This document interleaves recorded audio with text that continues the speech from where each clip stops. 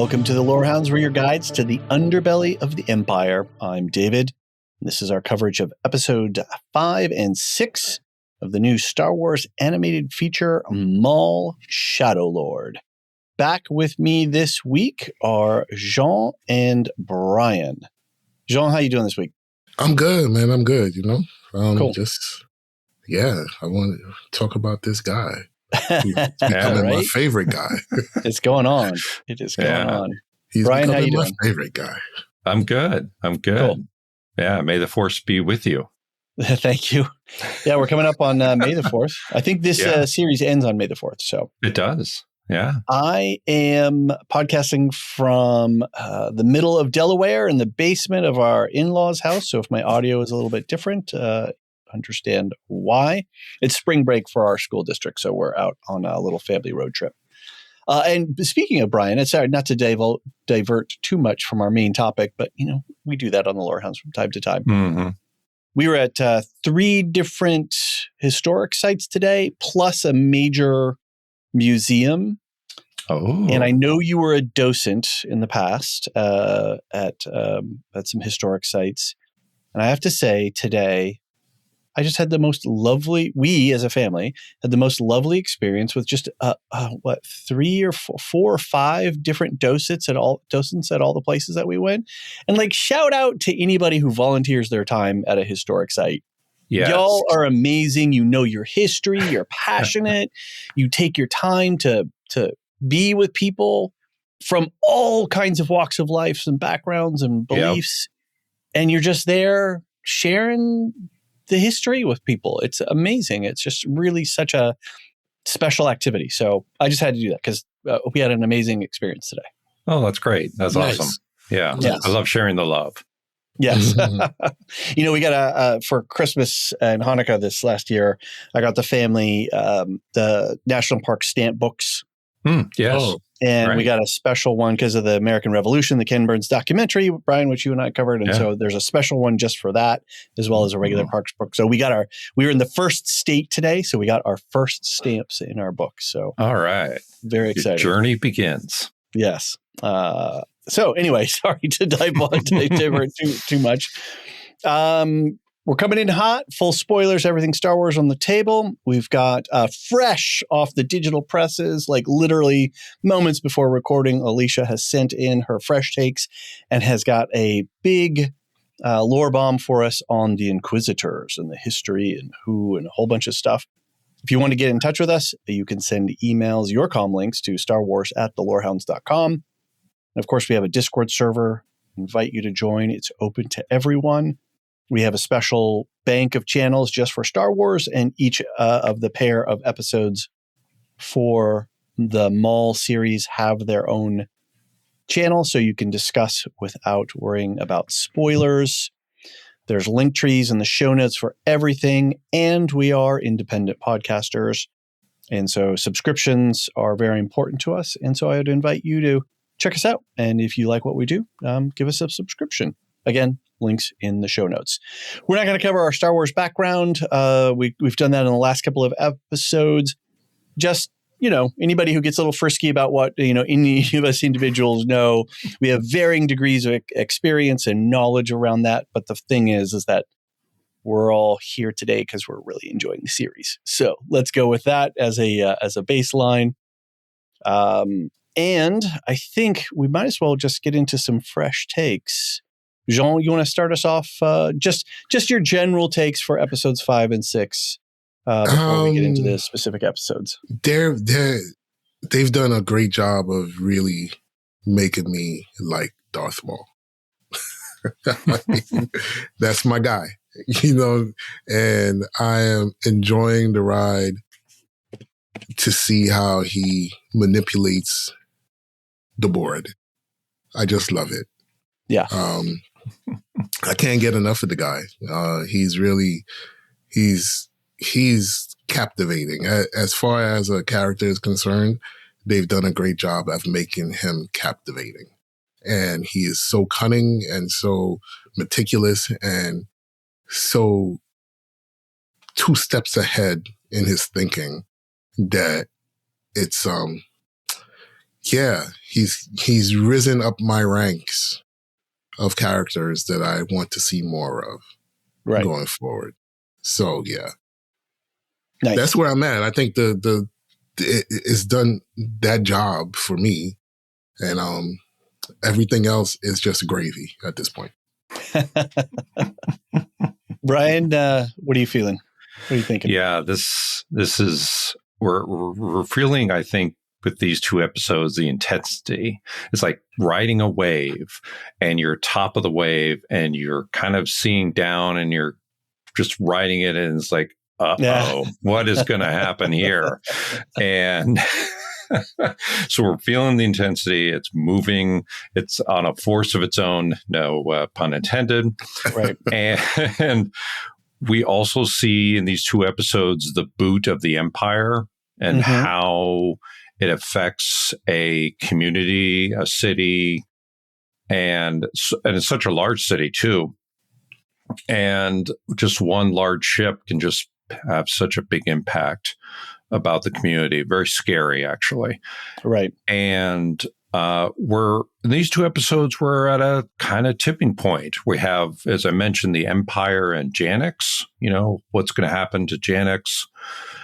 And then we have the Syndicate, right? Is it money? Or for Maul, is it, I want an apprentice?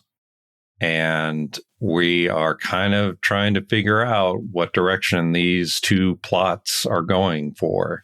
So it's very interesting. It's good stuff. Nice. I don't have much to add other than I felt that 5 obviously was more of a setup episode than 6. And then there was a lot of dramatic payoff in 6. But I just keep being amazed by the cinematic quality, the direction that the animators have taken. The camera moves are so cinema driven. Yeah. Right. And you feel these grand sweeps, and you got these wide shots, and then these close-up shots. The ending shot of Maul in 6, and that sort of hypnotic thing. I mean, it's not the ending, but it's the end of that scene. It's just incredible. It's just really good. So, but Elysia has some takes for us. So let's check out to see what she has to say. Hello, my dark side curious. It's Elysia again, checking in by comlink after Maul Shadow Lord episodes 5 and 6. This was a fun pair of episodes. Episode 6, as everyone keeps saying, was obviously a highlight. I do love Brander Lawson's coffee addiction, although someone needs to get him a thermos for when he's like zipping around the city in his little flying car, whatever it's called. I really like that they're showing the weak, that Maul's knees, they're reminding us that they're machine parts and they need to be maintained and repaired. And Maul is just a being, just, mortal, and has to attend to these things, as we all have to attend to our knees. And yeah, the complexities of Echo Daki and Devon having nowhere else to go, but then putting Brander and Riley in danger, that is, I understand why people are mad at them, but I'm also like, I don't know what else they were going to do, and they feel the same. And, we saw Echo Daki tell, Devon to stay behind and protect them. So yeah, it's complicated. I did like when Devon called out to Riley, poor sheltered little Riley. Oh, yeah, you don't think my life was maybe a little bit different than yours when I was raised to be a child soldier? I am wondering more and more now if it may end up that Devon gets sent on the path with, say, Ventress, who was last seen in the Tales of the Underworld episodes, connecting with the path. And that's to smuggle out young Jedi Force, young Force sensitive people. I don't know. Would Maul be accepted to go with them? That would be so interesting if this show ended up exploring that, because we do see Maul softening versus what he was. I wonder, though, where Riley's going to land at the end of all this, with the tension between his parents, and obviously he's seeing that his mom is working for the bad guys. It'd be interesting to see, he is realizing now how privileged his life has been. He's just had to worry about sports or whatever and just be sad that his dad didn't show up enough. But we do see that Riley chose his dad to live with, and he seemed to understand that something's wrong about the Empire from the moment he went to try to visit him at the office. So, this is not a slow child. On Maul's side of things, it's interesting to see dissent within the Death Watch ranks. Be interesting to see where that goes from here. It was fun seeing the mother-daughter voice acting duo in the same scene this week. So the Rena Sewell character, Brando's informant / maybe Bonch partner, she is played by Pamela Adlon, and she is a new species. They call it the Padlom species. Get it? After her. Very cool. I hope we learn more about the Padloms and see more of that. But Devon is played by Pamela Adlon's real-life daughter, Gideon Adlon. So that's fun. All in all, though, the coolest thing here was, other than Maul showing up to save the day, is just like the relentlessness of Marrok.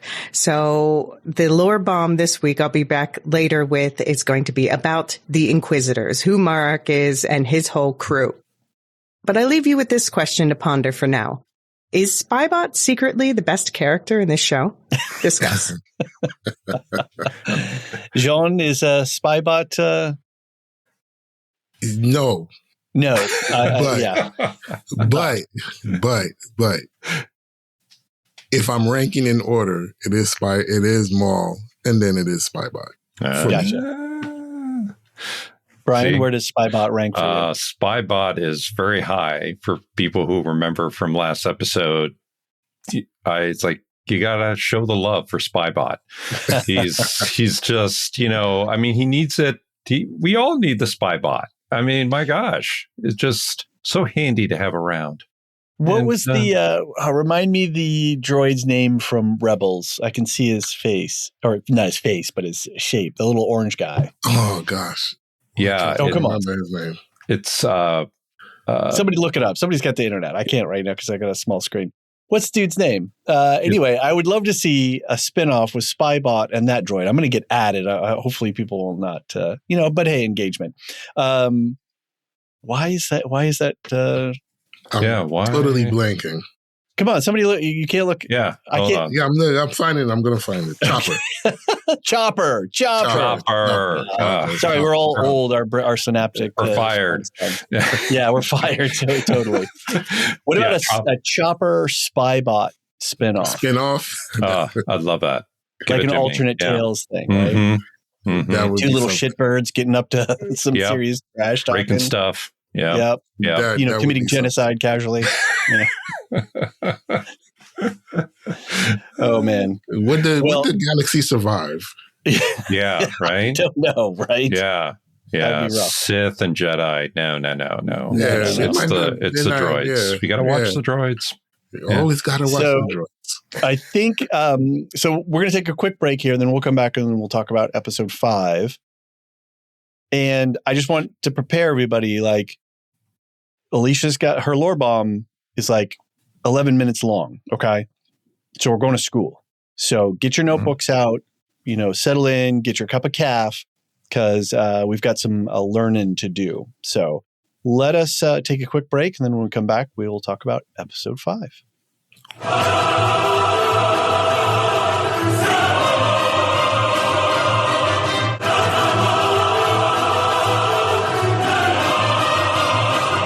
And we're back. So, Chapter 5, Inquisition. Imperial forces led by Lieutenant Blake and the Jedi hunting Inquisitor Marrok occupy Janix City and take over the investigation into Maul. Devon wants to stay to confront Maul, but Daki decides to escape the city to hide from the Empire. As they attempt to leave, the city is locked down and they're cut off by Imperial troopers. Despite the protests of his second-in-command, Rookcast Maul decides to stay in the city in hopes of making Devon his apprentice. Chief Kleiss is interrogated by the Imperials and not seen again. Blake says she has been permanently transferred. Lawson is questioned by Marrok and claims that he first encountered Maul during an ambush in the lower levels of Janix. Riley contacts his mother, Drea, who works for the Empire, and tells Riley to cooperate with the investigation. He attempts to visit Lawson at the precinct and is turned away by Two Boots. Marrok investigates the scene of the firefight and sees evidence of Maul's duel with Daki and Devon. Blake allows Lawson to leave the precinct, and he comes home to find Devon and Daki seeking refuge with Riley. Thank you, Wikipedia, for that episode synopsis. Jean, to you first. Man, what's up with Inquisitor Daki? Man, I'm one of the people who was upset that he brought Devon, to Lawson's crib like that. I mean, come on, bro. Come on. Right, and not leaving the city much sooner. Like, you should have been, the moment that Star Destroyer broke orbit, should have been gone. Because that's what you keep telling her that she needs to do. She needs to be on the run. But then you're trying to do what? Go slow? Like, what's happening here? And then to show up at dude's house, I'm just like, man, come on. You can't do that. You can't put people in situations like that. You just really can't. Bad judgment. And it goes to the heart of things that I don't like about the Jedi, because they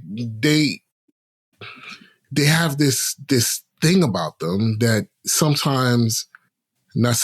a lot of the times, they will put others at risk without any regard. Mm-hmm. And I just don't understand why, as a crew, they choose that sort of violence. It's crazy. Like, what are we doing? Like, I don't respect the crew of the Jedi. I don't respect I just can't. The guy has a kid in his house. That the Empire is there, and the first place they're going to go to is the quote unquote police headquarters. Right? Those guys are going to be under scrutiny. Daki knows this. This is not something that is, will be foreign to him. He knows the tactics. So why would he jeopardize Lawson and Lawson's family? Right. I hate it. And that's the thing that, everything else that went on in the episode, the setup for, episode 6, meeting Marrok and all of that stuff. Yeah, cool. But I think that's the one thing that's going to stay with me for these 2 episodes. Right. Is that showing no care to the safety of others was really, really, really, really annoying and angering. And yeah, that's where I'm at. Bryan, were you as frustrated by Inquisitor Daki as Jean and I were? Yeah, but well, let me interrupt you. Sorry, just really quickly. My frustration, I get the choice of going to Lawson and Riley's house because, where else are you going to turn? I understand that. But bro, why weren't you not out of the city the moment the Imperials showed up? You should have just been gone. And this sort of slow moving, let's just sort of wander our way. It just boggled my mind. Sorry. So go ahead, pick up your thoughts. Yeah, I think they should have been out of that city, out of the planet, way even before the Destroyer ever showed up. They should have been, when things were beginning to go down, they should have been gone. Right. And it's one of those things that I will say is, and I don't necessarily excuse that decision because it's a really bad one, but Daki is not on his game, right? He is, to me, a wounded animal. And who? Daki. Oh, Inquisitor Daki.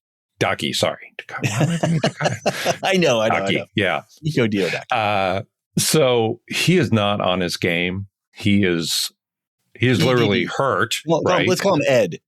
Ed, yes. Ed is not the master. That EDD was wild. I'm going to tell you, that EDD was wild. Ed is injured. He's been in a fight, and he's been fleeing from a genocide. So will give him. I'll give him some grace to say he's not thinking straight. He's not at full power, so to speak. I think he's wounded. He's not feeling well, and he's desperate, I think. And that is, unfortunately, the end of episode 5, and then we get to episode 6 are the consequences of that poor decision. Mm-hmm.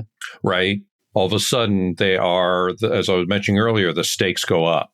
So he did make a very poor choice. But in my head, I think I kind of maybe in a way understand it. And it like Jean, I think in this moment, we could really see how the Jedi has stumbled, right? And they've stumbled pretty low until maybe we get back to the original trilogy, where we begin to see them kind of build back up, because right now they're a hot mess. Literally. Yeah. So question, I'm not sure, I don't know if I missed it, but how long between Order 66 and this series and the story that we're watching? I know has it been more than a year? I know we discussed the timeline in prior episodes. I don't know if... I can't remember. If one of you can access the notes and the different outlines. I'll double check. Bryan, if you've got multiple screens. Because I'm podcasting from a basement. I don't have... And I'm on my small laptop. It's harder to look up this stuff. So, I had some questions about that as well. Let's talk a little bit about Marrok. I loved the fact that he was already in the room and just in the shadows. And the first we get of him is like the hand on Lawson's shoulder, I think is what it was. And then the lighting and everything like that. So that was just a really great. I was a little surprised that the lieutenant, that seems like a low rank for somebody coming in for, what's the lieutenant's name? Blake. And they certainly make him look like a not nice guy, no matter what. So, the fact that the Empire are coming straight in to the police department, right? You just know that that's going to mess up Lawson. And so, for Iko Diodaki then to make that choice about going to him. But then, of course, as we said, he doesn't have a lot more choices. Two Boots is kind of tripping. Jean? I mean, that was the next thing I was going to say. See, I know you. I know. Yeah, you do. Two Boots. Nah, I wasn't. I don't want to immediately throw him. Throw Two Boots off the ledge, but throw him in the trash compactor. I don't know if Two Boots is playing into a role right now, because I kind of got that feeling that he was just, going along to get along. But then it was just like, wait a minute, I think he's really believing that everything is going the way it should be going. So I was of two minds. I was of two minds watching him interact with Riley, because at one point I was just like, I think he's just trying to get this kid out of here quickly enough so no suspicion can be, thrown his way. But he does give him a pretty hard shove in the back. Right. When he's pushing him out. But then there's also the interactions where it seems as if, Two Boots actually believes in what's happening, that it's a good thing. So I'm confused a little bit by how Two Boots is reacting to the Empire's presence right now. Right. He's like, oh, look, they're being so generous with their resources. Yeah. Oh, thank heavens they're here. But then when he tells Riley that his dad may or may not be released, and then it's like there was almost like a faster pace. Like, you got to get out of here, as he was saying that. Right. So I'm a little confused as to where Two Boots is right now. Okay. I'm hoping Two Boots goes the right way and doesn't have to be reprogrammed. I'm hoping the programming that Two Boots has allows Two Boots to make the correct decision to see that the Empire stinks without, someone. Yeah, they left some crumbs for a possible turn for Two Boots. Yes. There. Yeah. Like being and it wouldn't be wouldn't be the first time like a droid comes to save them. Absolutely. Yes. Yes. Mm-hmm. Yes. So I'm invested in the Two Boots situation right now. Right. Really quick, back to, I know we're kind of swinging around here, but something just reminded me about the interrogation scene. I want to we're going to put Alicia's Inquisitor stuff towards the end here when we talk about Marrok a little bit more. But I noticed there, again, a couple of times I mentioned this last episode and a couple of times this episode, and especially when Lawson walks into the interrogation room, in the music, there was like a synth sound that gave me like hardcore Andor vibes again. I don't know if you guys picked up on it this time or not. I heard the music this time. Yeah. I did hear the music this time. And then seeing the scratch marks on the desk, right? That really brought me back to Bix's interrogation and the use of torture. Of torture and that stuff. So I love how they're bringing in these dark elements. Like this is a kind of a Star Wars storytelling that I've been, you can have multiple lanes. Star Trek does this, and I know Star Wars does it as well, but I want Star Wars to do it more better, I guess you could say. And I really want them to lean into for the adult content. And this is really leaning into that. And the fact that we have divorced or separated parents here. We have torture here. We have, not just faceless bad guys, but like real evil stuff going on.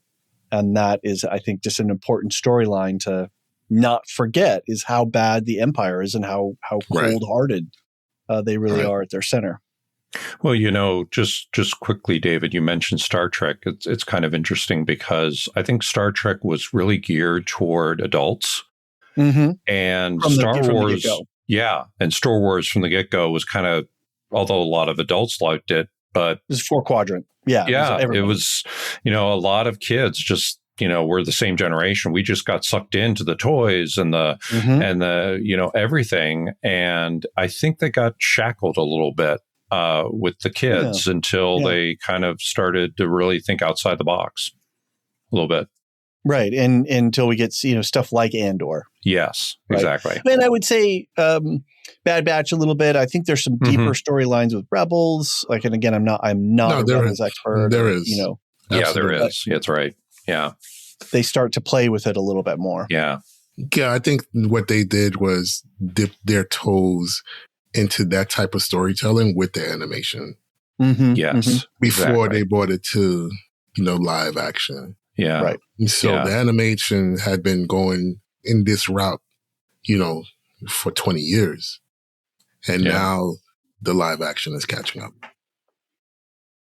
And I really, you can say what you want about Tony Gilroy and his personal attitudes towards the Star Wars property, but he did kind of break through a wall here in terms of being irreverent towards the canonical side of things, and then just saying, I have a story to tell about these spies and these people who are putting everything on the line to fight the Empire, and telling that story. God, was it a year ago that Andor season 2 was? It was. I think we were watching it like right about now. Yeah, right about now. I think. Yeah, that's right. So this is the first real property that was produced after the ending of that, I would assume, because we did have the Acolyte, but that had been in production, prior. So we're living in a post Andor world.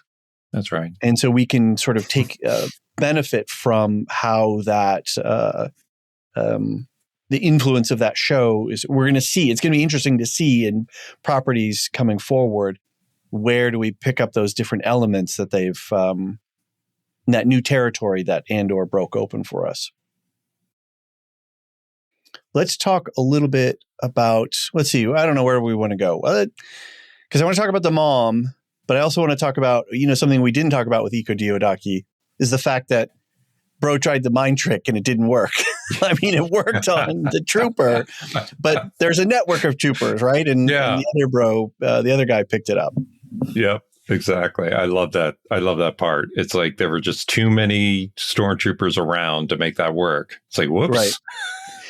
Are these guys technically TK troopers? Because they're a little bit different, and I don't know the evolution and history of the troopers coming from clones to human conscripts and what their different names are. And then somebody said something in this. I thought I heard a trooper, maybe it was last bank of episodes. Somebody referred to a TK number, and I was like, "Oh, okay, is that?" It might have been episode 5. They were 5 or 6. Yeah, they were communicating with one another. So I did hear that as well. Glad TK was in the front.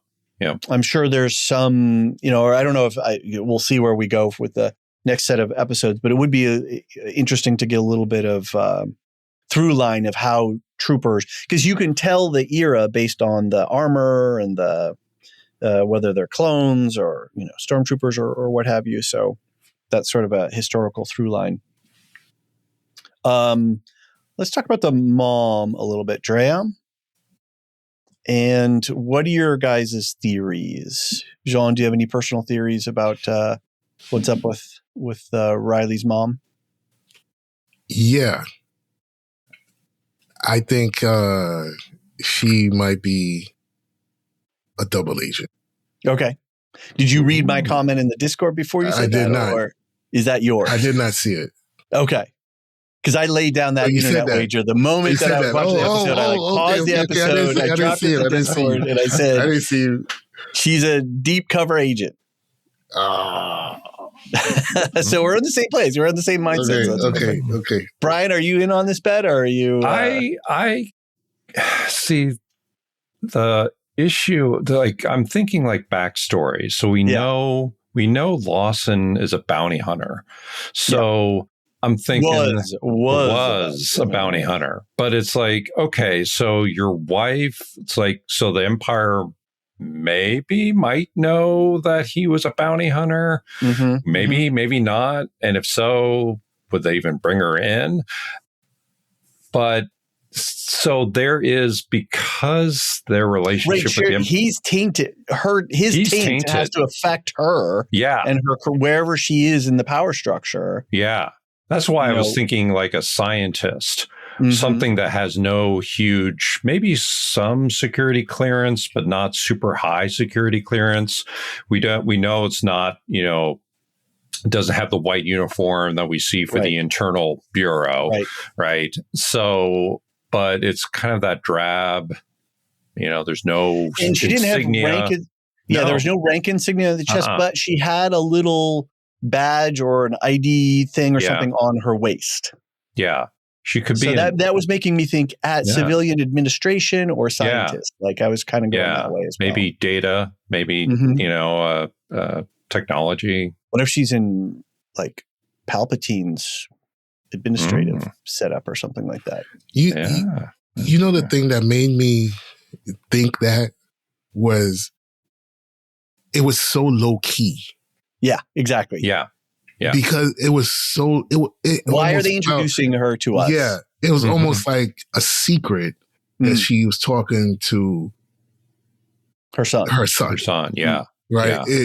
It seemed, that's what it seemed. It felt like she was somewhere in a corner, huddled, hushed, trying to get a broadcast out. That's the feel that I got watching her, and that's why I think maybe there's more to what is going on with her than what we originally have been, fed. And she was really clear. Do what the troopers tell you. Follow the orders. Yeah, you're right. Do not cause problems. Just be insignificant. Do not draw attention to yourself. Like, I'm paraphrasing a bunch here. But she was like super specific of, Not like, oh, don't worry, honey, everything will be fine. The Empire, whatever. She was like, listen to me.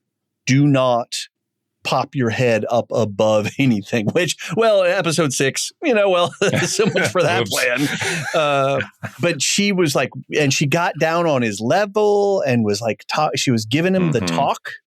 Like when you encounter the Empire, do what they say, do not F around.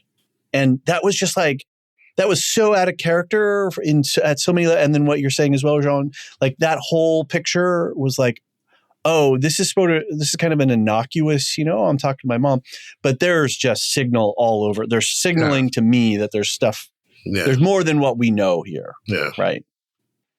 So. Yeah. And I keep thinking that she has either seen some very horrible stuff on her side, and that's why she's giving this message to her son. It's like, reading between the lines, I know what they can do. I've seen it. Yeah. And then how did they get together? So there's a whole lot of questions, a lot of great, interesting questions. Let's swing back to Marrok real quick before we do the lore bomb. What's the, okay, so here we are, we're showing, at least I'm showing my lack of knowledge again. There's some, what is it, psychotelemetry or psycho something, like when you can read, the Force users can read the past. There's a whole thing of Marrok he could hear the battle and he could read the signs. And I think we saw that, did we see that in the Acolyte? Or was it in Ahsoka? No, it was Ahsoka, right? She could kind of envision the past using the echoes of the past. She could read them through the Force. So I really liked how Marrok was using that. Yeah, that was a great scene with the temple and seeing the Order 66 battle. So it's pretty devastating. Pretty devastating.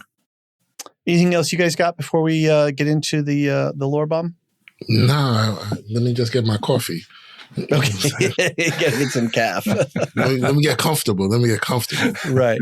Got your notes out? Yep. Okay, here we go. Okay, lore bomb time. So, the person triggering this, the character triggering this is Marrok, and this is his description from StarWars.com. Marrok was originally created by Dave Filoni for the first season of Ahsoka, in which he meets his end. He later showed up in the Star Wars Tales of the Empire episode Devoted. Maul Shadow Lord spends more time with Marrok, giving us a deeper look at his wraith-like nature. And I'm wondering how much we're supposed to read into this wraith-like aspect. Indeed, the first time we saw this character was on the TV show Ahsoka, which is set 26 years after the events of Maul Shadow Lord in 9 ABY. From the moment we saw him in the promotional material, there was so much speculation about this character, and the fact that he was obviously looks like an Inquisitor, but he was working for a Night Sister who, granted, Morgan Elsbeth is an Imperial Night Sister, but still, and then poof. Literally in a cloud of green smoke, all of that is gone. So they've since been going back and filling in more of his backstory. So the earliest point we know in his timeline so far comes from Tales of the Empire, the animated series, the episode Devoted, which is set during and just after the Jedi Purge of Order 66, so 19 BBY, so about 2 years before Shadow Lord. And this was the episode where Barriss Offee, who was imprisoned by the Jedi, she was on trial for being a traitor to the Jedi, she is set free during the Purge, and she is invited to join the Inquisitors, which she does. And we see Marrok briefly at the end with her and a couple of others swearing their allegiance to the Grand Inquisitor's boss, Darth Vader. Now, we also learn from seeing him in this episode that he seems to also have a talent for psychometry. This is a skill that's coming up more and more in recent Star Wars storytelling, where they can get senses or echoes of events just by touching things. So he's one of the Inquisitors. He is First Brother. And in Legends, the Inquisitors were also dark side Force sensitives, but they were more modeled directly after the Spanish Inquisition, and the way they looked and the way they operated was more like that. This version of the Inquisitors, the canon version, was introduced in Rebels, and they are from Sidious's Inquisitorius program still, where Sidious's plan was to recruit Force sensitives, mostly former Jedi, to gather and eliminate other Force sensitives. So they are called the Red Blades. You can see why. They have these spinning lightsabers, and that is also to give them an advantage because often they are facing off against Jedi Masters, although they were not Jedi Masters themselves. So this is a bit more like using a machine gun instead of a regular gun, instead of a rifle. Although it was used, I have to call out to infamous effect to fly in a helicopter style in Rebels. That makes me laugh with delight, but I understand why people hate it. Anyway, so they tracked down the Jedi who have escaped, which would be why they would be after, obviously, Devon and her master. Their other function is to be part of what's called Project Harvester, which is gathering young Force sensitives for Imperial training. So children with Force sensitivity, they get to them. And meanwhile, there is a group, the Hidden Path. They are trying to collect the Force sensitive children and smuggle them to safety. So the question arises, whenever Inquisitors show up, will the Path show up? Will Devon try to use the Path, for example? This could be what the Path is, more could be the topic of a future lore bomb, depending on which way this season goes, but it's sort of like an underground railroad for Jedi. And I should note, it is where we last saw Ventress from Tales of the Underworld, although we're not sure whether those episodes are set before or after Shadow Lord. Entrance watch. Anyway, the headquarters of the Inquisitors is the Fortress Inquisitorius, which is an underwater fortress on the saltwater moon of Nur in the Mustafar system of the Outer Rim, so they are not far from Vader's lava stronghold. If you played Fallen Order, then you have explored the Fortress Inquisitorius. It's also shown in Tales of the Empire and the Obi-Wan Kenobi show. At this point in the timeline, technically, it's not yet the main headquarters of the Inquisitors, but it will be a few years from now. And considering that fact only comes from books and comics, I wouldn't be surprised if they ignored that and just said it's the headquarters now. So the head of the Inquisitors is the Grand Inquisitor, and you get to see a lot of him in the Vader comics and Tales of the Empire, in the book Inquisitor, Rise of the Red Blade, which has a lot of Inquisitor lore in it, in the game Fallen Order, in the show Obi-Wan Kenobi, and the Grand Inquisitor dies in Rebels 13 years after Shadow Lord in the timeline. So he's still alive and well at this point. And the other Inquisitors are, there's first brother is Marrok, so that's who we see in the show now. Second sister was Trilla Suduri. You experience her full story during Fallen Order, so I won't say anything more about that. If you haven't played that game, I keep bringing it up because they keep making it relevant to this show, but it's also just an incredible game. Anyway, third brother, we know nothing about him other than he exists or existed. We don't really know where he fits in the timeline. He's just mostly shown up in reference books. But we have also had a third sister, Reva Savander, who was, her story is told in the Obi-Wan Kenobi show. So that begs the question, did third brother previously live and die and was replaced by third sister? Or, how does this work? I would guess it makes sense if one dies, they are replaced, and that would explain why Barriss Offee is sworn in at the same time as first brother and 11th brother. So let's see if they play more with that. Now we have a fourth sister is Lynn Rakash. She was a former Jedi recruit. She's the one who recruited Barriss Offee in that Tales of the Empire episode. And she also appeared in Obi-Wan Kenobi, and Barriss Offee later helps her find her way back to the light. I'll just say that in the Tales of the Empire episode. There's fifth brother, who was seen in the Darth Vader and Inquisitors comics and the Rise of the Red Blade book and the Obi-Wan series and Rebels. These are the places where Inquisitors are most likely to show up. The name and species of fifth brother is unknown, but he's sort of like a Frankenstein dragon-like looking guy. And he is ultimately killed by Maul in Rebels 14 years after this. Sixth brother is named Bill Valen, and also in Rise of the Red Blade, Vader comics, and this in the Ahsoka novel.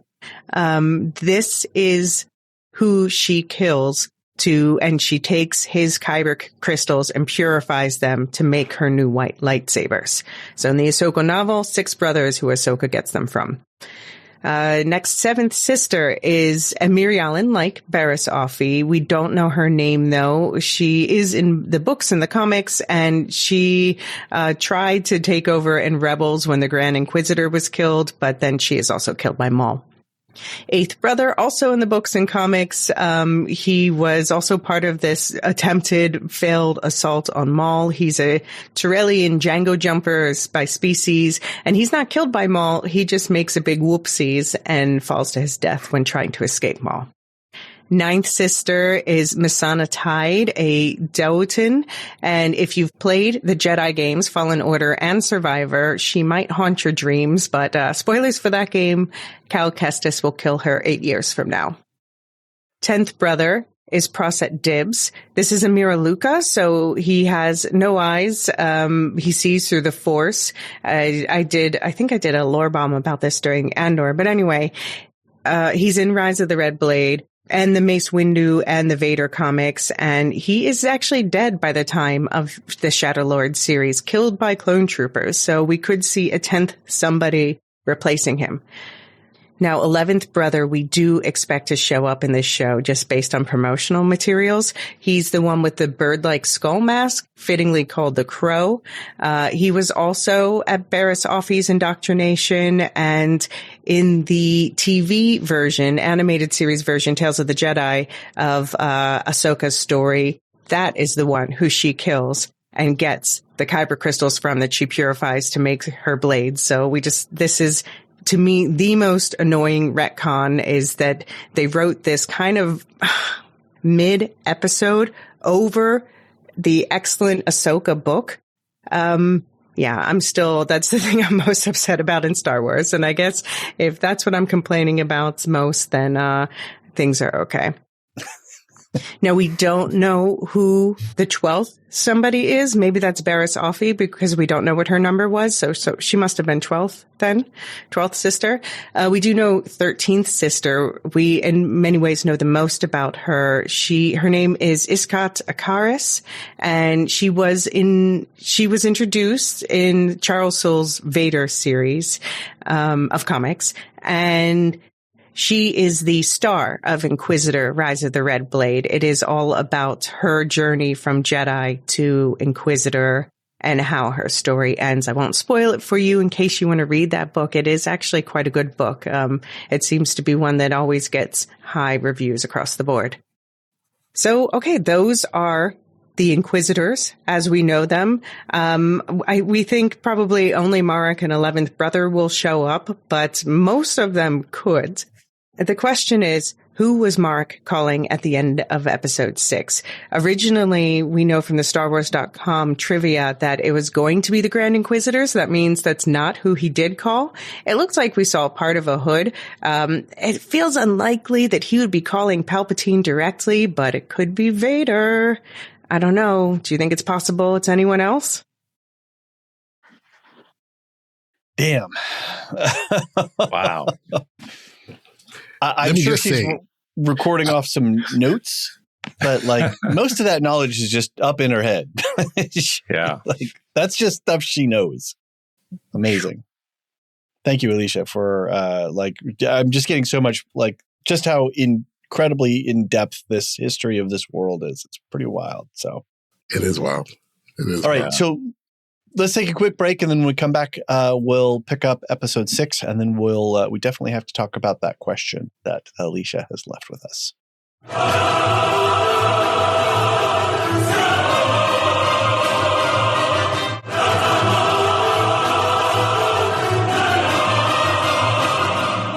And we're back. Chapter 6, Night of the Hunted. Daki explains to Lawson that he and Devon have survived a purge of the Jedi Order and must avoid the Empire to stay alive. Marrok arrives at Lawson's apartment and duels Daki and Devon. The pair manage to steal an Imperial gunship and escape with Lawson and Riley. They're chased through the city by other gunships and shot down. Maul confirms that Devon is still in the city and plans to intervene. He tells Vario that the deal is concluded and that Vario is free to leave and take his chances with the Empire. Vario chooses to remain with Maul. Lawson takes Riley, Daki, and Devon to meet Sul, a former bounty hunter who saved Lawson in a past mission. He asks her for help escaping the planet, but the Empire soon arrives at Sul's casino. Lawson and Daki hold off stormtroopers while Devon and Riley escape to a train platform. They're pursued by Marrok, who duels with Devon on the train. Maul comes to their aid, helping Devon overpower Marrok until they're able to get away from him. Marrok contacts his master to confirm Maul's presence and that of the Jedi. Jean, this episode gave us not character development per se with Maul, but that scene with him practicing his forms was just such a wonderful thing to see in the Star Wars storyline. We've seen Ahsoka, I think, do some practicing. Yes. But to see this, to see a dark side user and just his calmness and his serenity throughout that practice, visually it was just stunning. I assume you have similar feelings and vibes as I do. Yes. Because as I watched it, the first thing I thought of was Ahsoka. Right. And having these two, light, dark, but these two characters who, for the most part, you don't get to see Force users practice solo. Like, they're always, in our experience, at least for me, and what I can remember with Jedi, there's always someone else there teaching you the ways of the Force, right? Here we have, a former Sith, a dark Force user, just practicing his stances, his strikes, just feeling the Force. Yeah. Feeling the Force. And that was really cool to watch. It was really cool to watch because there are two sides of this thing that we're all so enamored by from when we were children, right? At least for me, there are two sides of it, right? Two sides that you have to master in order to be who you want to be at the end of the day within this universe, within this galaxy, within these stories. We hardly ever get to see that. Right. But to see it from his perspective, that was chef's kiss. That was great. That was great. I don't know if either of you have practiced martial arts at all, Bryan or Jean. No. And how important, so different martial arts traditions and from what different countries and languages, there are different names for them. But I think the English generally, in an English language, we might say kata, which is, I believe, Japanese and related to karate, or forms. And it's a set pattern of movements that you do, and you learn more and more of them as you progress. They get more and more complicated. Sometimes they involve weapons as part of the movements. Mm-hmm. But it really is the fundamentals of you practicing all of the different kinds of strikes and blocks into this flowing mindset. And it really is part of your physical, not only conditioning, but mental training. Mm-hmm. Yeah, to breathe and to remember to do things. And it's a set pattern, but that's how you get in touch with the flowingness. Because if you're just striking and kicking in a repetitive motion, it doesn't bring it all together. And it's by bringing it all together into that dance-like form that really sets it into your body and sets it into your mind. And there's a great scene in One Battle After Another where, what's her name? I forget the kid's name, but she's practicing her form and my brain is so fried. I'm trying to think of Sensei, that actor. Anyway. Benicio del Toro. Yeah, thank you, Benicio del Toro. It says to her, breathe, you're not breathing. And then she starts breathing as she's doing it. It's just like, oh man, that's so good. So to see Maul centering, because right around Maul right now is a lot of swirl. There's dissension in the ranks. The Empire is here. He knows that he probably is betting pretty assuredly that he's going to be encountering an Inquisitor before long. And so there's a lot of complexity swirling around him, and he needs to, if he's going to face off with an Inquisitor, he's got to be centered. And so he uses his martial practice to center himself mentally and spiritually and ground himself so that he can hold all this together. Bryan, thoughts on this scene? Yeah, it just shows you how the Force, even the dark and the light, they're all rooted in the Force.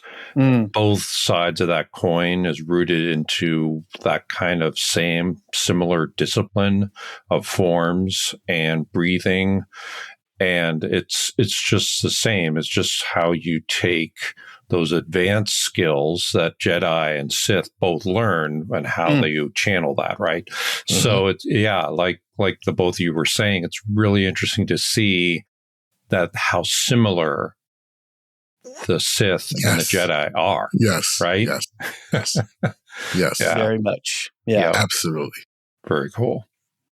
So let's talk a little bit about the Devon, Riley, Iko Daki and Lawson conversation. And I just love what Lawson says to Iko Daki, to Ed. He says, there's nothing simple about what you just told me. Like, motherfucker, you just dropped, pardon my language, I don't swear much in the podcast, but I could just feel Lawson's dread and just like, what are you telling me that they're like, and you're being hunted because of and you're showing up on my doorstep?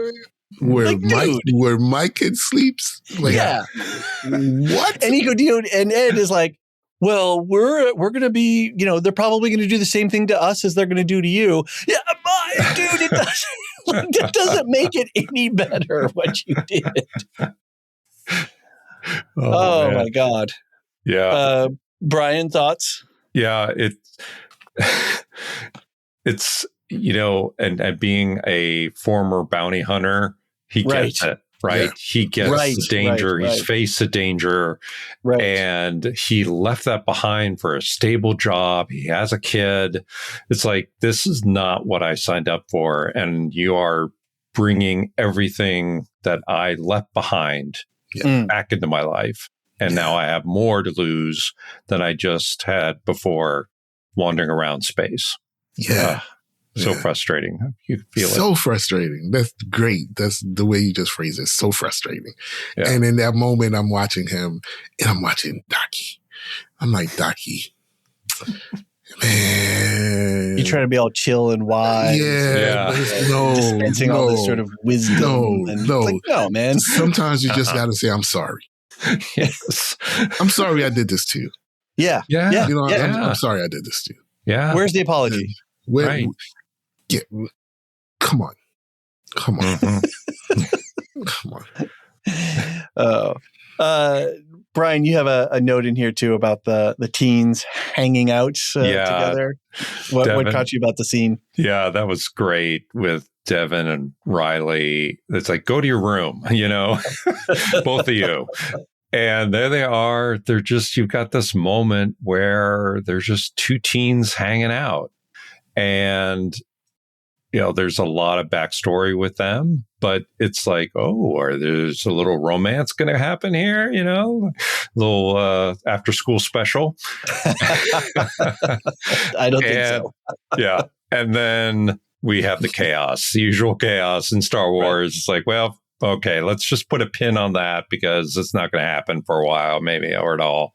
But it was just great to see, you really, and I think, in that scene, you really see Devon as, more vulnerable. And it's like, I couldn't quite figure out. I knew she was young, but I was wondering, like, how young, and then when they were together, it's like, probably teenager. About the same age. Yeah, about the same age. Yeah, I thought it was a great scene. And for me, the way it worked was it sets up the difference between a Jedi Padawan and a regular kid. And then when we actually get into the fighting, so we've been desensitized to a lot of violence in Star Wars, across Rebels, across Bad Batch, across what was the other animated series? Man, I'm swinging a lot of misses here. Clone Wars, thank you. Clone Wars.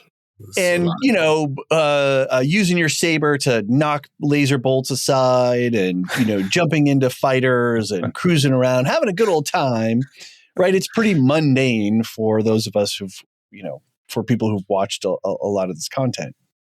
But then you put in a regular couple of civilians. One guy, maybe, the dad Lawson's seen a little bit of action, but Riley has not seen any of this. And just how freaking insane it is to be able to use the Force, to have blasters being shot at you, to have hundreds of troops mobbing you. And so this quiet little awkward chat between a couple of teens, and she's just like, yeah, my upbringing was a little different than yours. And he's like, well, you're not from around here. You don't know what Bodekin is, right? Yeah. My room's messy. Sorry, I got a girl in my room. I got to clean up a little bit. And then, there's a dude with a red saber hunting you in the bowels of the city. And this is not normal, right? And so that for me, that this conversation sets up for the stakes to make us really feel what it would be like to encounter a Force user. Because most people don't. You're never going to run into a Sith. You're never going to run into a Jedi, except in extreme circumstances. And even then, if you ran into a Jedi, the likelihood of you seeing them use their powers or igniting their lightsaber, very, very low chance. Exactly. So suddenly to encounter this after you're like, what is going on? Right. So I thought that this was a perfect little scene to like really ratchet up that tension.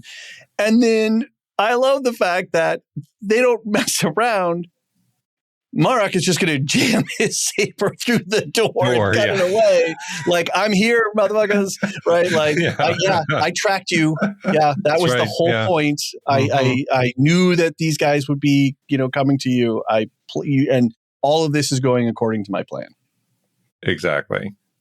Jean, did this give you this? I don't know for me, but this was like Rogue One Vader vibes, right at the end of Rogue One, with the saber through the door. It didn't get me that. It didn't hit that quite that hard. It didn't hit quite that hard, but it just goes to show you, for the most part, the Sith are really throughout Star Wars properties. They're really thinking. Mm-hmm. They're really plotting. And the Jedi are reacting. Right. Mm-hmm. For the most part. Right. Yeah. For the most part. The Sith and that's when you've lost that momentum, you're going to more than likely you're going to start to lose at the strategic level. But I would say even going back to Clone Wars, the Sith were thinking 3, 4, 5 steps ahead. Right. Yes. Right. Yeah. And it was so clear watching that scene, because Daki did the one thing that Marrok was like, I know what you're going to do. I know what you're going to do, bro. Right. Because I already saw the evidence of the lightsaber battle, so I know that there are other Force users around here. I know where you're going. Mm-hmm. And I'm going to be right here. Hi. Right. and that's the difference between these two opposing sides, these two sides. Right. The Sith have always been the thinkers, not just brute force, because it is about brute force as well. Don't get me wrong. But they've always thought about how we're going to entrap, how we're going to make these changes, and what we need to do, the steps that we need to cover in order to get the results that we want. Right. And for the most of our Star Wars journey, the Jedi have not been able to do that. Yeah, the Sith operates in the shadows. So you need more strategy thinking good point. to operate, yes. right? Yes, than the Jedi. absolutely. So, yeah. It's by necessity. Yes. It's by necessity. They don't have the numbers. Yes. And they're looking for leverage points to, they got to find the precise point where things are weak or where they can use a lever to force something. Yes. Yeah. Yes, exactly. And I thought that was a great display of that. The differences between the two sides that, we've watched for so many years. Right. And just this one little 15 seconds. And then we get into this chase scene, right? The initial chase where they get shot out of the sky. Because, you start fighting troopers and the call goes out, they're going to throw resources at you. The fact that you think you're going to get away in this circumstance, it's like, nah, man. Like you're in big, big trouble. And so the pacing of I love the whole pace of the escape where we get these stakes and then we get to Seoul and then we have that little respite, just a very short respite before we get into the battle. And so the pacing of episode 6, I thought was just perfect. Like it felt really good. They didn't mess around and go, oh, look, da, da, da. No, they just, the triggers were there for the dramatic tension to keep ratcheting up. And it was just really, really well directed.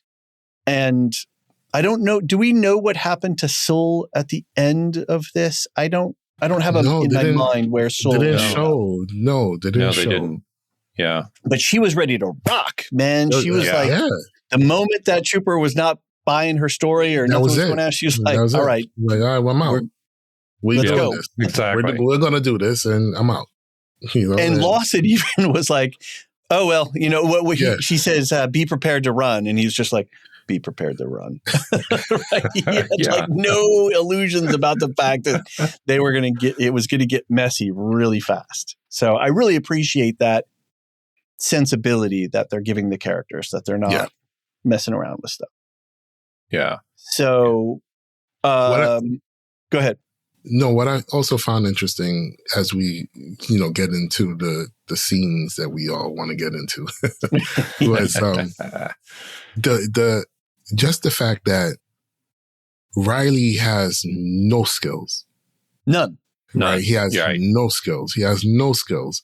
So this is a father who has a checkered past, has done some things, and has said to himself, you know what? I don't want my kid to be the way that I was. So I'm going to move to this faraway place, hope that nobody ever, comes into contact with me from my past, that my past doesn't catch up with me, that I can, be something else, do something else, and give this kid a different life than what I had. Right. And didn't prepare him for the eventualities that life could throw at you. Because he's wholly unprepared. Mm-hmm.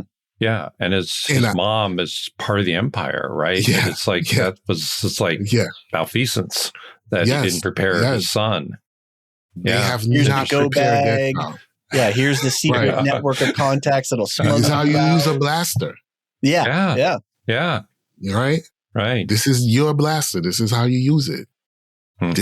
This is your armor. This is how you put it on. Because one day somebody might come knocking.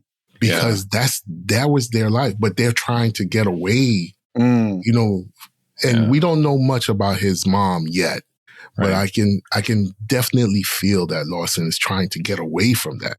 Doesn't want his son to be part of that. And in doing so, I think makes it more dangerous for him. Mm-hmm. Yeah. Right? Because now they on your ass. And your kid is out here looking like ass. I'm surprised that he's holding it together as well as he is. I mean, but there's nowhere for him to go. He's on that train. You can't break down now. Right. Well, even before then, right? Even before all that, right? Just flying in the gunship. Right. But he's not freaking out. I mean, he's not losing his damn mind. I mean, he questions his dad. Externally, we don't see the freak out. Right. What's that? Right. Externally, we don't see him freaking out. Right. Yeah. External. We can only imagine what's going on with his emotions and in his head and all of these things. Right. And but it's so, go ahead, Bryan.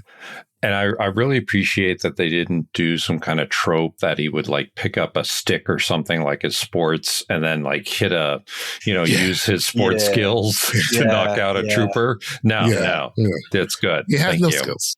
Yeah, no skills. He has no skills. He has no skills. He's grown up very privileged. Yeah. In a way that Devon has not. I don't know. I got little vibes from the escape when they were escaping Souls of like the Death Star escape from 77. Did you pick up on that at all by chance? Oh. There was some sound effects. No, I didn't, but yeah. Looking down, from below. Yes. Good call. Good call. There's some and like running, kind of stuff. So there was a little, just a little bit of, a little flash. Yeah. Yeah. Nice. And then when the Inquisitor's like walking down the stairs, it's shot it's directed in a very sort of horror sensibility where the shadow and the red light. Yeah. Yeah. And I was just like, oh my God, you got a Padawan and an untrained kid facing an Inquisitor who is out for blood. I don't know, Bryan, did you, what were you feeling in that moment? Yeah, that's where I was beginning to realize, and Alicia's lore bomb was great because I didn't appreciate that he was a first brother. Because this guy has serious skills. He has serious skills. And the way he was just fighting and leading up to that big scene, it's like, you do not mess. This is not just, this is someone who's like kind of force sensitive and they just hooked on to the Empire to survive and make a living and maybe have issues with the Jedi. No, this is a different breed of Inquisitor here. It's great. Yeah. It's very chill. I got really nervous. I was like, oh, this is scary. Yeah. This dude is scary. Yeah. And exactly. You're a Padawan. And so that said, Devon. She held up, man. She held up. She held up. Man. She held up. She is well trained. Yeah. She did not she did not drop her. What does Maul say? She only needs to prove her resilience. Mm-hmm. And she never gave in anything less than everything she had in that entire fight sequence. Yeah. Yeah. So what does that say about Devon? I'm really liking Devon's character. I don't know, Jean, are you grooving with? Yeah, I do. Devon? And in that moment, I said I had to put a little respect on Daki's name. Just a little bit of respect on his name because he trained her. Sure. So I have to, say, okay, like he did a good job because as he said to Lawson, she's going to take care of your son. Mm. He was really clear and confident in that. Right. She's going to take good care of him. Don't worry about it. She's got this. But she almost didn't have it. Yeah. She almost didn't have it. But Daki was training her, but it's what she has, not what Daki has. Yes, absolutely. Yes, It's not Daki. This is her. Yeah. But he trained her. So to be able to step up to her potential in this moment, right? And not show one sign of fear when she's getting, she's not getting her ass handed to her, but she is not. She is on a defensive fight. Yeah, she was on the back foot from the jump. Yeah, because he's the first brother. Yeah. He's a fully trained, force sensitive, force user, fully trained. Yeah, and I couldn't help but think it's like, wow, she, I wonder if she like trains like wherever they're hiding. Maybe the two of them are like going through forms together because she's not rusty. No, she is not rusty. That's a really good point. Mm-hmm. That's a really good point. Which makes the Maul scene all the more potent Yeah, right. It gives that relief that they must be doing training on a regular basis. Yeah, you have to. Yeah, if you want to survive. If you want to survive, you have to. Mm-hmm. And so they did a little foreshadowing with the train coupling there as they were jumping. They give us a shot, and that's a nice little bit. So later when she cuts it, it's not a surprise for us. Right. But also, so we know that when Marrok is asking her, where is Maul? Like, we know he's right there, right? Like, this is pulp, right? He's, our shadow hero is going to be present. But apparently I watched the new Rockstars video for this one the other day, and apparently they broke it down. And when there's a scene where they show the train sort of speeding by, and there's a cut scene in there, there's a little glimpse of Maul standing on a platform in the shadows. So it's so quick. It is literally blink and you miss it, but it's in our brains so that when he's there, or for, pixel peepers, you can go back and you can actually see that, because Spybot was feeding him location information, right? Yeah. So that he could be there at the right spot. Yeah. But they actually provided us the moment when he jumps on the train, or he's jumping on the train as it's going by. So I really like that. I like that for the direction. They're thinking very carefully about the storyline and how the storyline is connected and how it unfolds. And they're using very traditional methods, screenwriting methods, and I respect that. I appreciate it. Can I ask you guys a question? Of course. So as this was unfolding, it was about to unfold, when was the first instance of you saying to yourselves, come on, Maul, where are you? I just knew from the beginning. I knew from the beginning. I know you knew from the beginning he's going to show up. But when did you say to yourself? That's not like me using psychotelemetry or anything like that. When did you say to yourself, basic plot? Come on, Maul, let's go. Where are you at? When did you say it?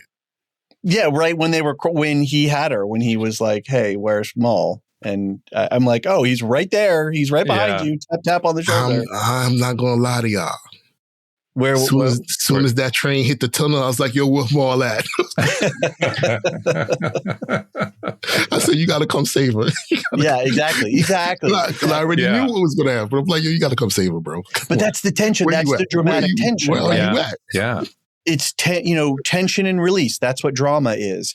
And so they set up the tension, and when's the release? Maul shows up. And you're like, here I am, like saying to myself, when is this Sith going to come in to save the day? Yes. Right? Like, and Sith, our hero. Yeah, exactly. And the moment that the fight is over and she turns to him, and you're like, oh, and he's like, no, we're good. Like, oh, it was so perfect. It was so perfect. I am not your true enemy. You have now met your true enemy. So what are you going to do about it? Right? Yeah. I'm not going to fight you. I don't need to fight you. That's not my I don't want to fight you. No, I don't want to fight you. No. And then he is magnetic. He is hypnotic. And what do they do visually? They frame him in that tunnel with all of those light pulsing things going by. And so we're just drawn into his calm and serene face that we have just fallen in love with from the moment that he showed up in the movies. And he has this thing. He does a squint. I don't know if you've seen it. It's like 2 or 3 times. He'll close his squint at you, and they do a kind of close up when he does it. It's like his little signature thing going on, and it's like, I love it. It's like, yeah, I'm looking at you. I can read you, right? So good. And then this whole fight was just such a great rhyming with the Duel of the Fates. Yeah, right. Yeah. With that, that main scene of him where he really sort of joined the pantheon of amazing characters. But this time it's him and a Jedi against an Inquisitor who's even more evil than a Sith. Like, what is going on? Right? So good. And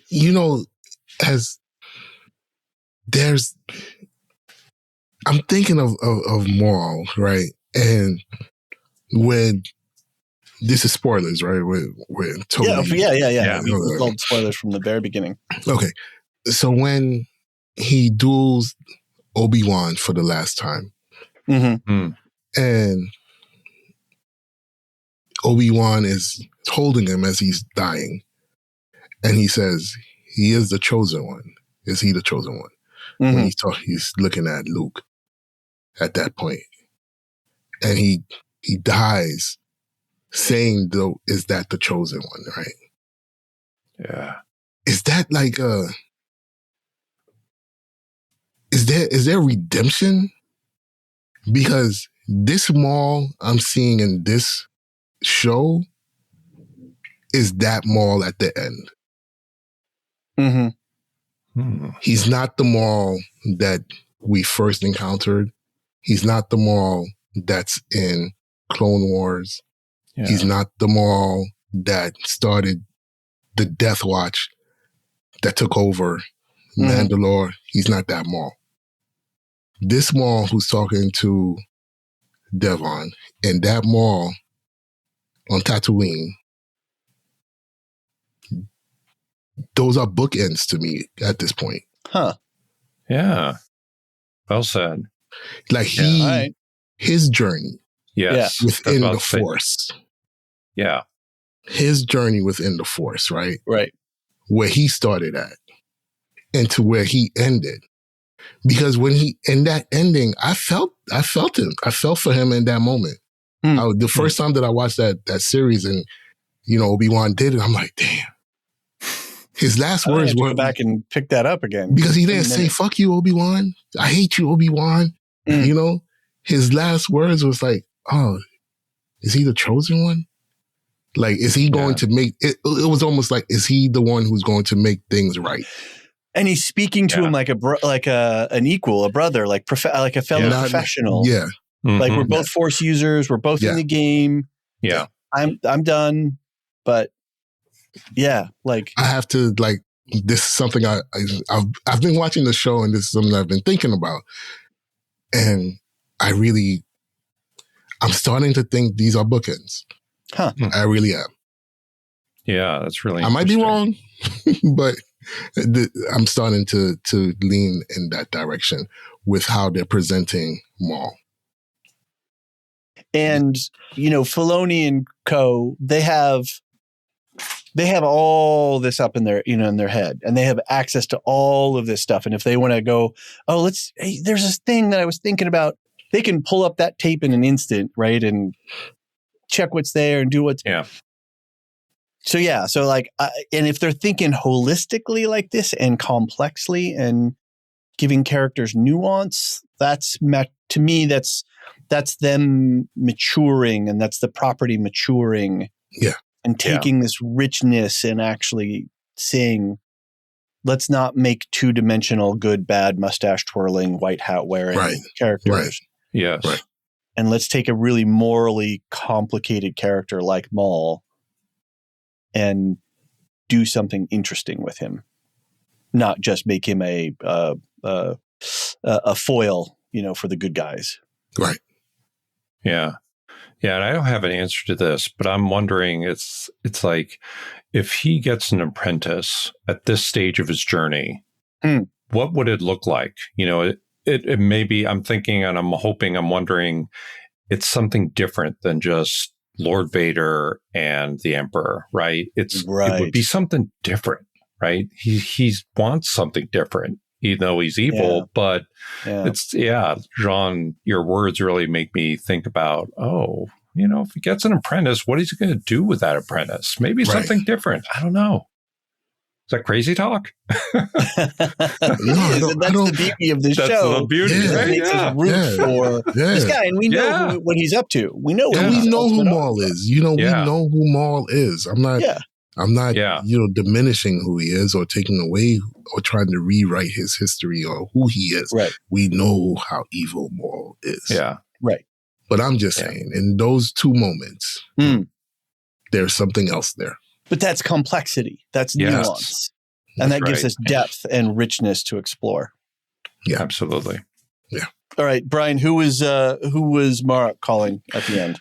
It's not very inbox thinking, but when I saw the hood, I thought of the Emperor. Sure. Because, he wears the hood and that's his deal. Right. They know that. They would plan that. They would think so that. Maybe they're throwing us something, a red herring at us, probably. So I never really thought it was Vader. But and I don't think the Grand Inquisitor ever wore a hood. I don't remember. So it'd be weird. Yeah. So, who else would he be calling? Like, if you think through the list of who could it be? Jean, do you have? At the end of the episode, I thought it was Vader. Yeah. Okay. At the very end of the episode, I thought it was Vader. And but then, are you sticking with that? It's not that I'm not sticking with it, but I can see how Palpatine would undermine Vader by going out of the chain of command, by telling his Inquisitor, "Call me directly. Do not call Vader." Yeah, just to fuck with Vader's head. Ah. All right. Right, because in Bryan's game here, right, psych out, double psych out. I know that I know that you know that I know. Yeah. So we are actually just going to make it Palpatine. Yes. Yeah. I like it. I like it a lot. Yeah. Nice. Because I was on the Vader train too, right? I was like, oh, okay, it'd be cool to see badass Vader, right? And we're getting lots of Dark Corridor, coded red, Rogue One and end of Rogue One movie Vader fight scenes. But I like how you're thinking, Jean. That and just quickly, there's that personal relationship between Palpatine and Maul. Yes, he's right. It's like that was his former apprentice. Yeah. So there's that connection, which made me think it was Palpatine. All right. Yeah, I like it. Cool. Well, I think that wraps us up. Elysia, thank you so much again for the excellent lore bomb and your fresh takes. I know I'm making an assumption that Elysia is pretty excited because we got a date drop for Silo season 3. I don't know, Dijon, and did you guys? Bryan, you're on the Silo train too, aren't you? Yeah. It's a great series. Yeah, early July. I think it was July 3rd, I think they said. Yeah, that sounds right. I know it's definitely early July. Yeah. Yeah. So summer's going to be busy. July 3rd. Yeah, July 3rd. July 3rd. July 3rd. Okay. Yep. So it's going to be a hot lore summer. We got hot lore summer coming at us. Temperature just went up. The forecast just went up a notch. Yeah. Jean, how was your? You guys did a episode on. Yeah, we did. Not yet. No. Punisher comes out. No, sorry, not Punisher. We just did Daredevil. Yeah. We just did Daredevil. So you'll have another episode from us after next week's. Okay. And then should I get in on it? Is it? I was like, absolutely. Okay. That's good. Absolutely. It's good. All right. Yeah. I just saw episode 5. It was great. Yeah. I think it's. Did they? And they did they do a dump? No. Or is it weekly? It's weekly now. Weekly. Okay. Weekly. It's weekly now. Okay, cool. Bryan, we have an Into the West episode coming up soon. We do. We're bringing Marilyn back for talking about Into the West, and then we'll also schedule the conversation. I think everyone's finally seen it, so looking forward to it. I can't believe I never saw that movie before in my film history of life. That's crazy. It's it's a really really good movie. Yeah, it's in my top 10, I think, all time. And I was tripping because I was like, is this this film maybe wasn't the first to use some particular tropes, but I think this is the film that set these tropes into concrete for use, like the surveillance van thing and some other stuff. Right. There are some things where maybe it wasn't the first, but that it really was the second, which means that it put it into active play. Yeah. Like, this is a thing and it's going forward. So really cool movie. I'm really excited to talk about it. Excellent. Either you guys watching The Boys?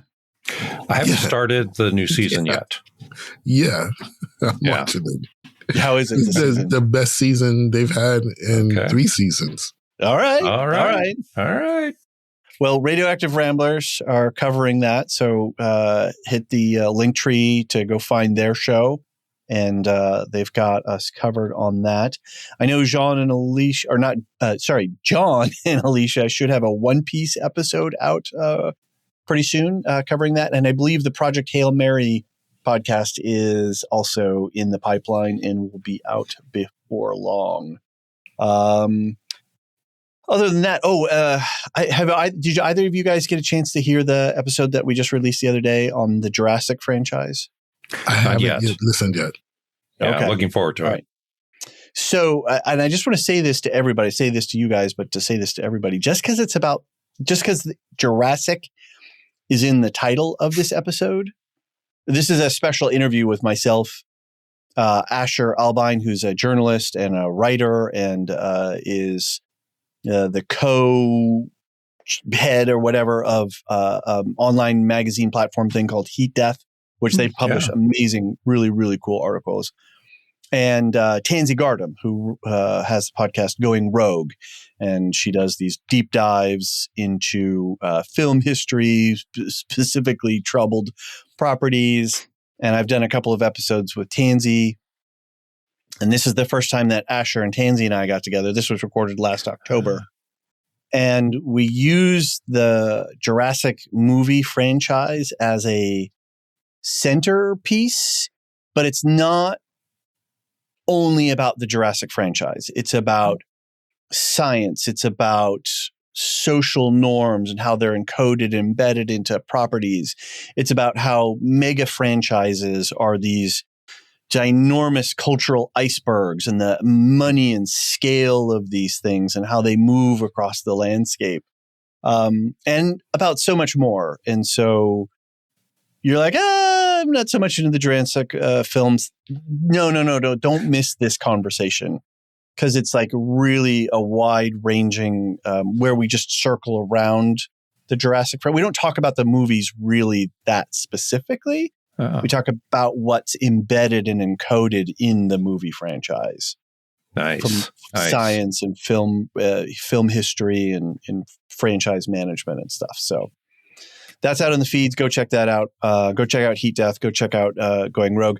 And Tansy's new episode or season is about to come out, and it's going to all be about the rise of Skywalker in the last half of the trilogy. And she's going to go deep into the film history. And if you've listened to any of your podcasts, you know how just on edge she puts you and just brings you into the world of just bizarre film history. It's so great. I'm so excited to listen to that season.